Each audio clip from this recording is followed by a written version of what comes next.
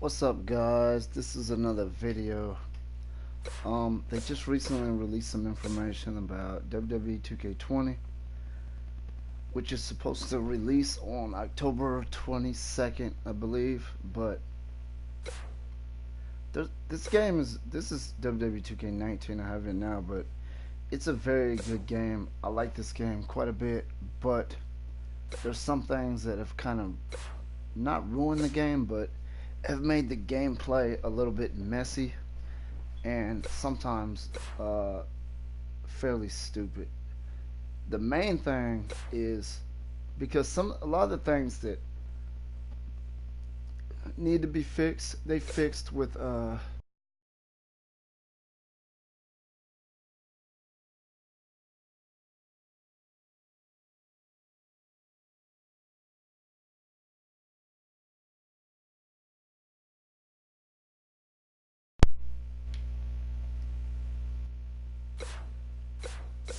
anyway. I'm not sure what patch it was, but one of the patches fixed the glitch that had um, it wouldn't let you use resiliency for submission moves, and they fixed that. But the main thing now that is a big problem for me is the fact that when it comes to interference and exhibition matches, they don't make any logical sense. I was playing recently with created superstars, and sometimes they have wrestlers from other time periods interfering in matches. Like there was an older version of Kane interfering in a match. Stuff like this just don't make any logical sense whatsoever. The reason why I'm on this screen here is because in 2K14 you were able to go here and create allies and enemies, and that is what interference was based off of. It was based strictly on that. When somebody interfered, it was either your enemy coming to attack you or an ally coming to help you. That's what it was. Now it's just completely 100% random, and created wrestlers never interfere in matches at all. They can't. It has to be a WWE superstar that interferes in a match, and often it is wrestlers from other time periods, which is really stupid. Really, there's no real excuse for them doing this. 2K14, games in the past had it where you didn't have to worry about that. It was based on how you wanted it. This one, I guess, if you play universe mode, it probably is a little bit more reasonable, but I think even exhibition mode, it should be like that as well. That's the biggest issue I have with the game. The other issue I have with the gameplay is the fact that dirty pins and roll up pins, you can never win matches like that. I've never won a match with it, regardless of how low the energy of my opponent is. And I always play the computer. I never play online or anything like that. But the AI in this game is a little bit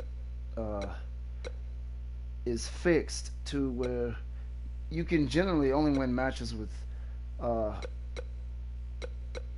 special moves and finishers, and that's kind of a problem. It almost defeats the purpose of some of this other stuff. And this is a Mike Tyson character I created, but I'm gonna show you what I'm talking about here. Okay.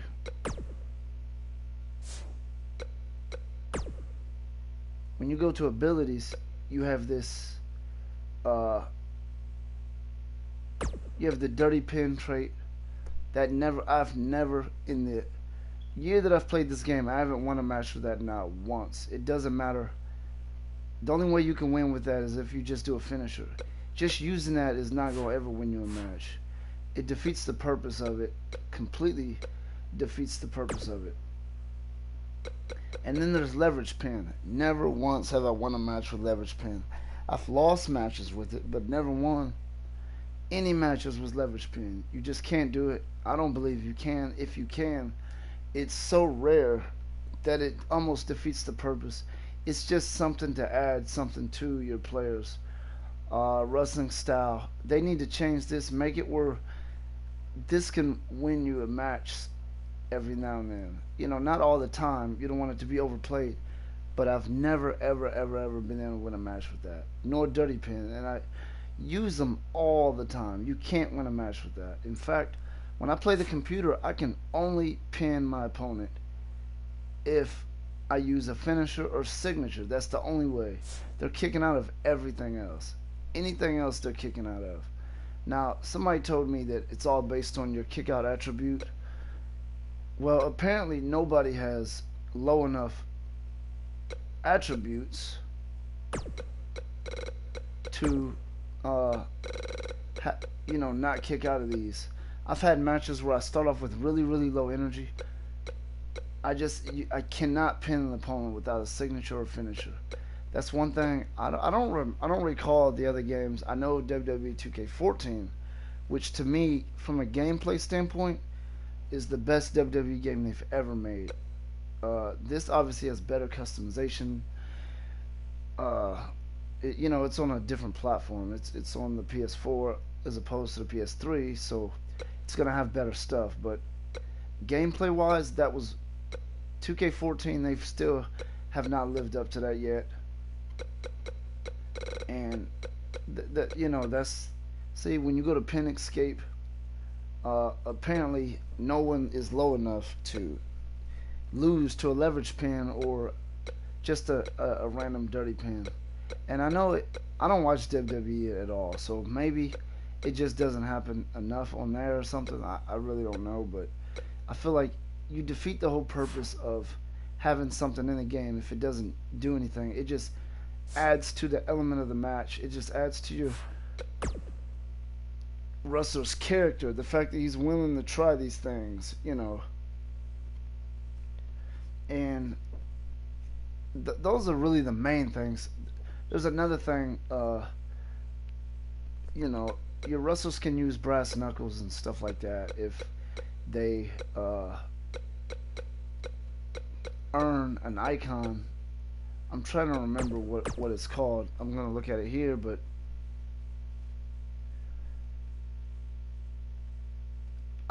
when you don't play with the hub on, it's really tough to actually use this. This is just one of the females I created, but it's the payback thing, right? You have the brass knuckles here. You earn that and you store it, but when you don't play with the hub, and see, this thing stays. You don't really. It stays there and then it goes away, so you don't really know when you have it. That's the problem I have with it. I want you to somehow be able to know that it's there, and without using the hub, because your finisher, it's there. You know, uh, because you've had your signature icon, you've done your signature, or you didn't. You definitely have a finisher. This, you don't really know when it's there, and so you can't use it unless you play with that, stamina hub, which I'd never play with it because I don't like it. And this is not a big deal to me. I don't. This is new. It's something they added to it, but I don't care that much about it. I think it's okay.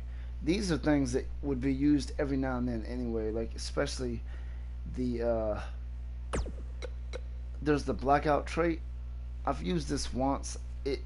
You don't want this stuff overplayed. So maybe they got it right for doing it the way they do it. I'm not worried about what they do with this, to be honest with you. Here's something called run in. Now I don't know if you're in a stable, because I've never tried it. If you're in a stable and you have this trait where one of your teammates run in and help you, or will be a random superstar. I don't know. I think maybe this is one way to do what I said earlier about having ridiculous random attacks that don't make any logical sense at all.